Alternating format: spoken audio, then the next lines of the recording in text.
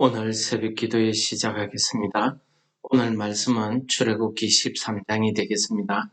1절부터 16절까지만 봉독하도록 하겠습니다.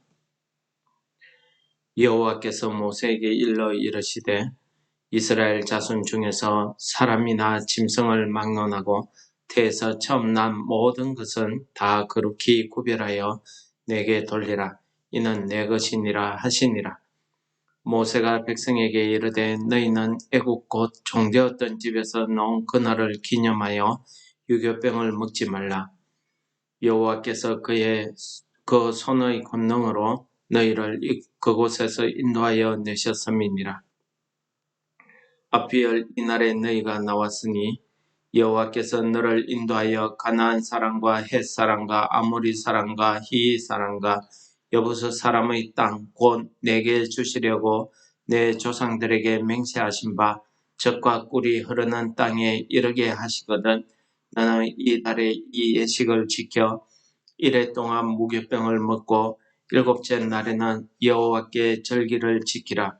이래 동안에는 무교병을 먹고 유교병을 내게 보이지 아니하게 하며 내 땅에서 누룩을 내게 보이지 아니하게 하라. 너는 그날에 내 아들에게 보여 이르기를 이 예식은 내가 애굽에서 나올 때에 여호와께서 나를 위하여 행하신 일로 말미암음이라 하고 이것으로 내 손의 기호와 내 미간의 표를 삼고 여호와의 율법이 내 입에 있게 하라. 이는 여호와께서 강하신 손으로 너를 애굽에서 인도하여 내셨음이니 해마다 절기가 되면 이 규례를 지킬지니라. 여호와께서 너와 내 조상에게 맹세하신 대로 너를 가나안 사람의 땅에서 인도하시고 그 땅을 내게 주시거든. 너는 태에서 처음 난 모든 것과 내게 있는 가축의 태에서 난 처음 난 것을 다 구별하여 여호와께 돌리라. 수컷은 여호와의 것이니라. 나귀의 첫 새끼는 다 어린 양으로 대속할 것이요 그렇게 하지 아니하려면 그 목을 꺾을 것이며 내 아들 중 처음 난 모든 자는 대속할지니라. 후일에 내 아들이 내게 묻기를 이것이 어찌 됨이냐 하거든 너는 그에게 이르기를 여호와께서 그 손의 권능으로 우리를 애굽에서 곧 종이 되었던 집에서 인도하여 내실세. 그때에 바로가 완악하여 우리를 보내지 아니하며 여호와께서 애굽 나라 가운데 처음 난 모든 것은 사람의 장자로부터 가축의 처음 난 것까지 다 죽이셨으므로 태에서 처음 난 모든 수컷들은 내가 여호와께 제사를 드려서 내 아들 중에 모든 처음 난 자를 다 대속하리니 이것이 내 손의 기호와 내 미간의 표가 되리라. 이는 여호와께서 그의 손의 권능으로 우리를 애굽에서 인도하여 내셨음이니라 할지니라. 아멘. 오늘 출애굽기 13장에서는 두 가지 규례가 나옵니다. 그리고 하나님께서 17절부터는 하나님께서 구름 기둥과 불 기둥으로 이 이스라엘 백성들을 광야 홍해길로 인도하심을 기록하고 있습니다. 오늘 우리 13장 앞부분에 나오는 두 가지 규례에 대해서 살펴보려고 합니다. 첫 번째 규례는 하나님께서 말씀하신 대로 태에서 처음 난 것은 다 하나님의 것이라는 규례가 되겠습니다. 이스라엘 자손 중에서 사람이나 짐승을 막론하고 태에서 처음 난 모든 것은 다 거룩히 구별하여 내게 돌리라. 이는 내 것이니라 하시니라. 하나님께서 이렇게 처음 난 것에 대해서 하나님께 구별하여 하나님 것으로 거룩히 구별하기를 하나님께서 규례로 정하셨습니다. 이 이유에 대해서는 오늘 본문에서 설명하고 있습니다. 이스라엘 백성들이 너를 애굽에서 인도하여 낼 때에 마지막 재앙 중에 하나님께서 애굽의 모든 처음 난 것들을 사람의 첫 장자로부터 가축의 처음 태어난 것까지 전부 죽임을 당하게 하셨지만은 이스라엘 자손의 사람이나 이스라엘 자손의 가축에 대해서는 이 재앙이 미치지 않았다고 이야기합니다. 그러므로 이스라엘의 모든 처음 난 장자나 첫 태생은 전부 하나님 여호와의 것이라고 하나님께서 이야기하고 있습니다.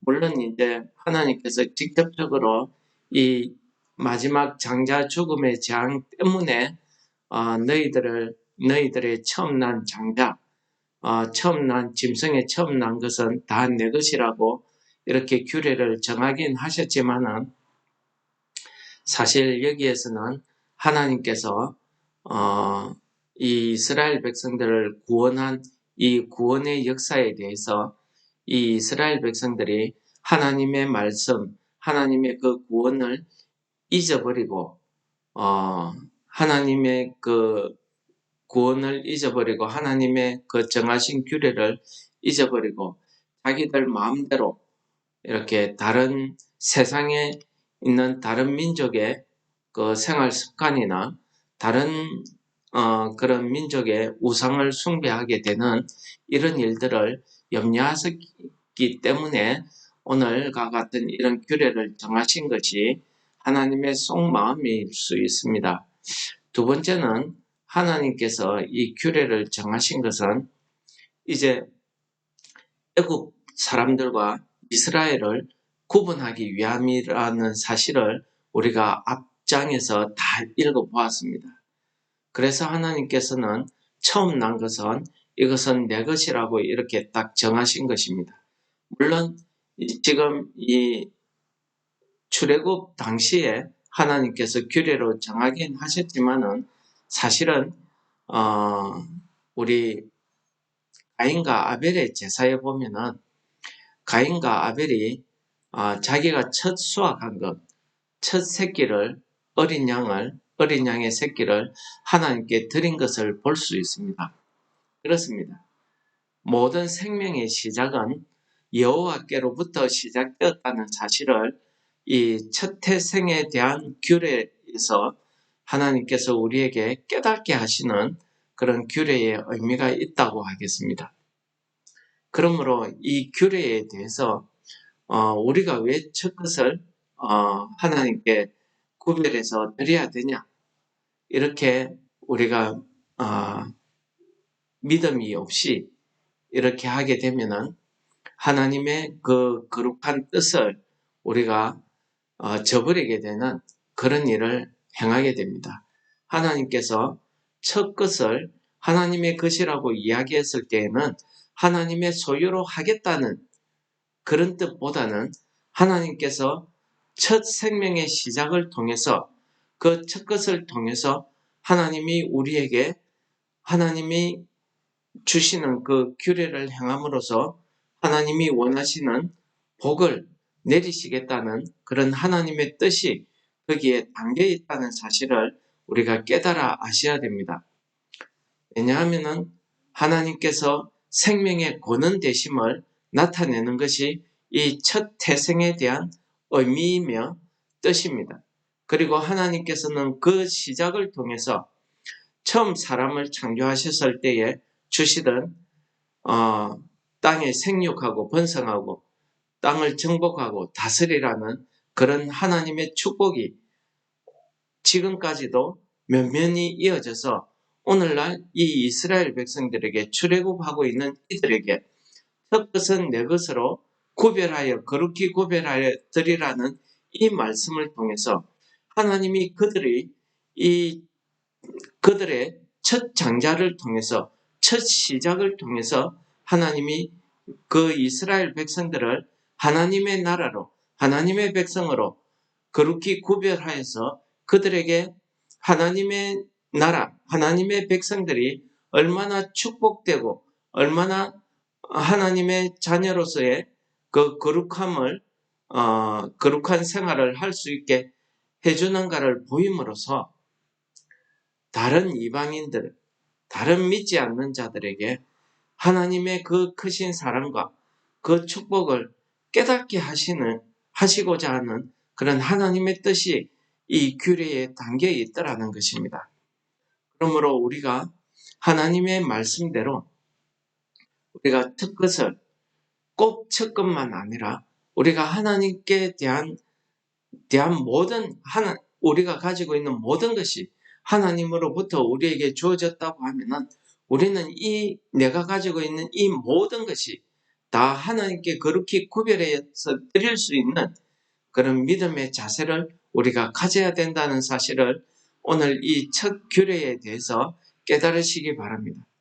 그러나 하나님께서는 그 많은 것 중에서 제일 첫 것만 하나님이 요구하셨죠.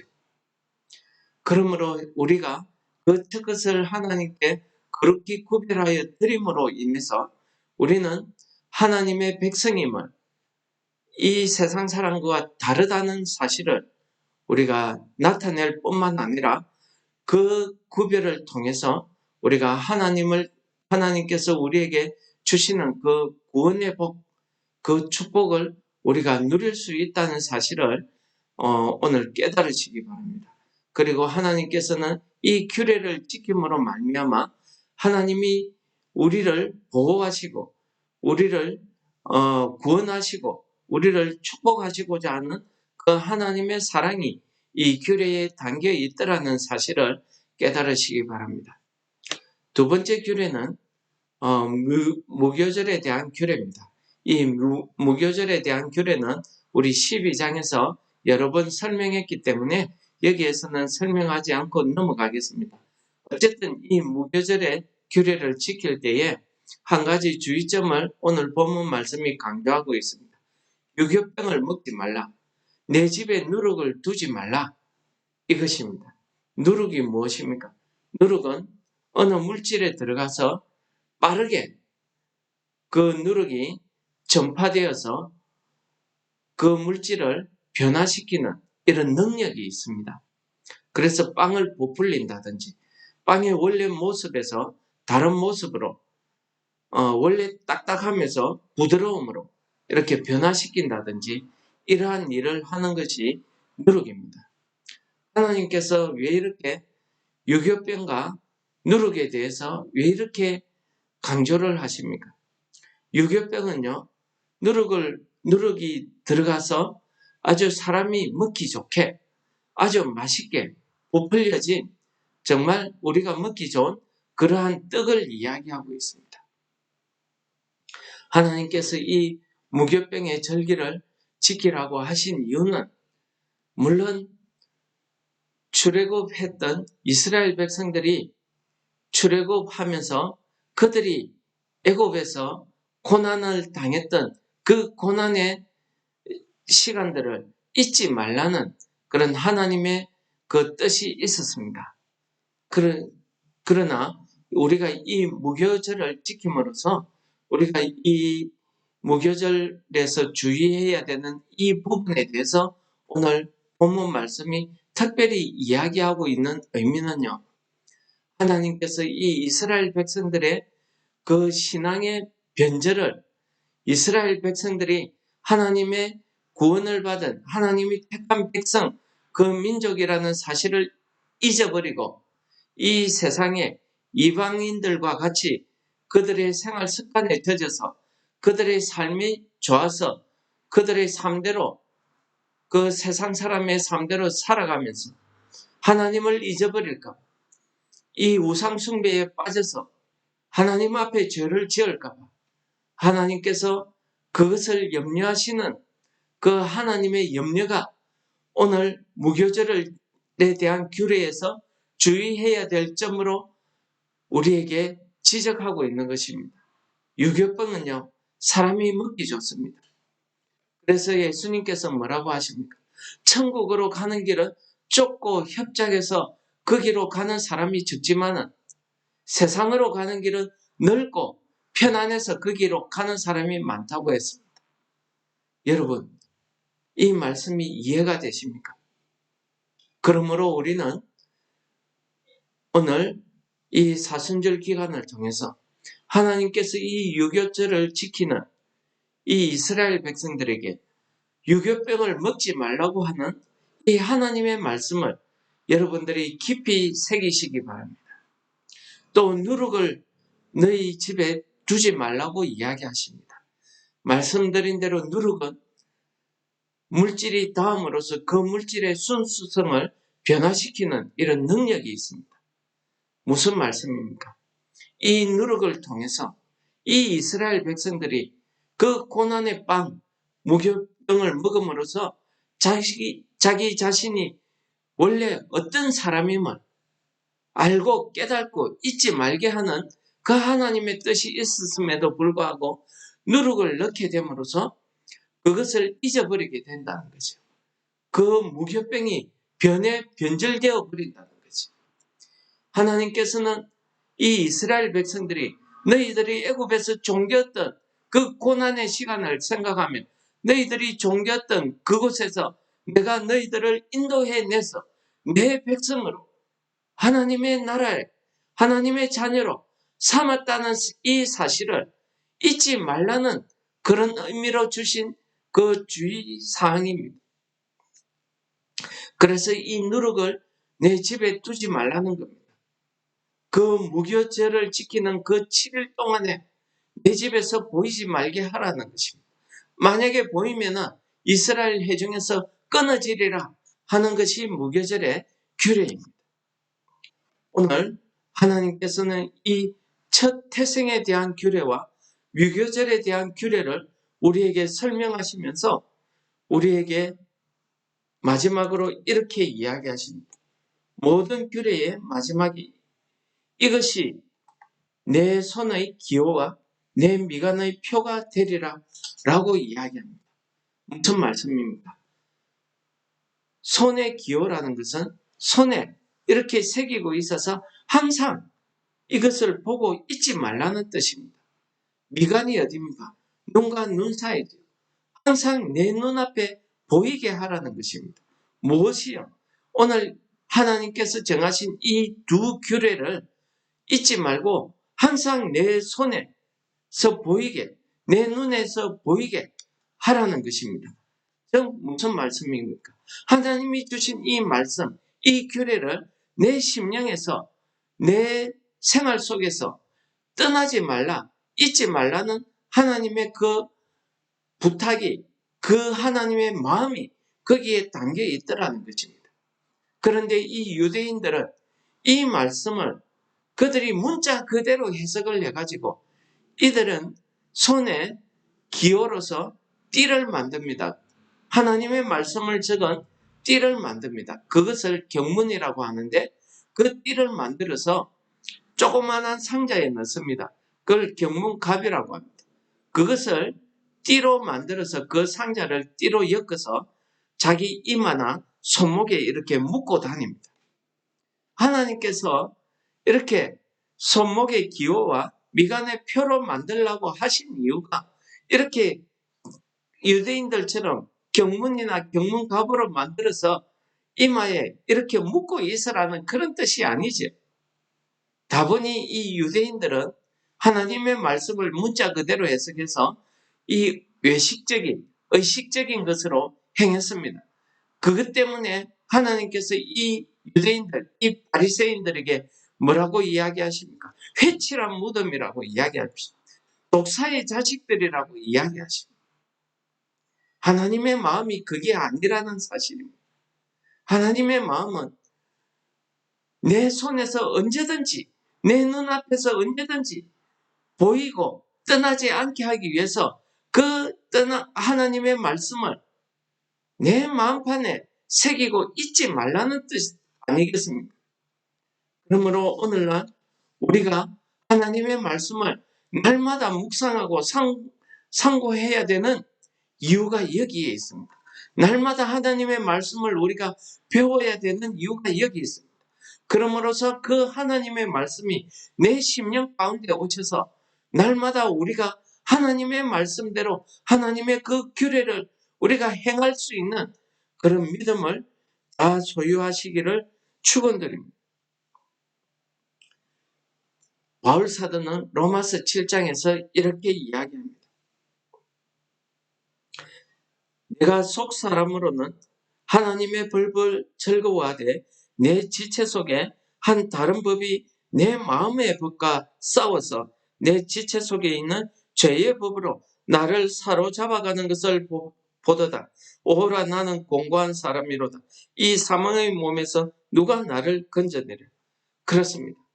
우리는 내 마음은, 내 심령은, 내 영은 하나님의 법을 즐거워하고 그 법대로 살려고 하지만 내 육신이 그것을 허락지 않더라는 것입니다.